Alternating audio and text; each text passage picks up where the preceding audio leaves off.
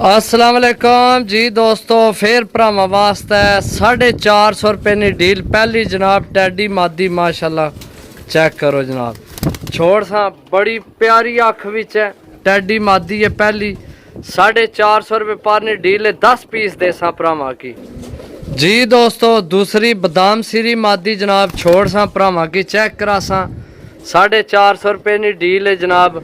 ये दो मादियां ने, सही है। चेक करो जनाब, दो मादियां हो गई जी दोस्तों। टेडी रामपुरी पट्ठी जनाब माशाल्लाह, चेक करो सही है। छोड़ सा जनाब, छोड़ के भरावां की चेक करा सा पट्ठी। चेक करो जनाब, 450 रुपए पर। मेरा ख्याल है ए शायद नार रे, कन्फर्म नहीं। ए दो कन्फर्म पट्ठियां ने भी तो ओ टैडी भी, 3 पट्ठियां हो गई जी दोस्तों। चौथा जनाब नर गोल्डन माशाल्लाह, छोड़ सा। छोड़ के चेक करा सा भरावां की नर, 450 रुपए पर।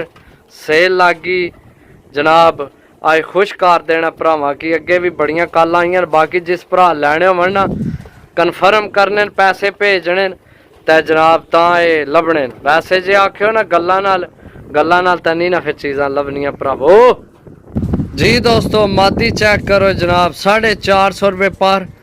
राती लाइटां दा पकड़ाई मादी जनाब, नवे परां विच हूण ही पकड़ाई है।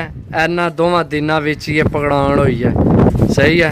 तो जिस भरा नहीं होवे बेशक ना रबता करे, 450 की डील लभसी है मुकम्मल जी दोस्तों। टैडी पट्ठा जनाब इधर तक कई कबूतरां विच तकने, ए चेक करो नवे परां विच है, सही है। 450 रुपए पर जनाब। छोड़ सा भरावां की, छोड़ के चेक करा सा।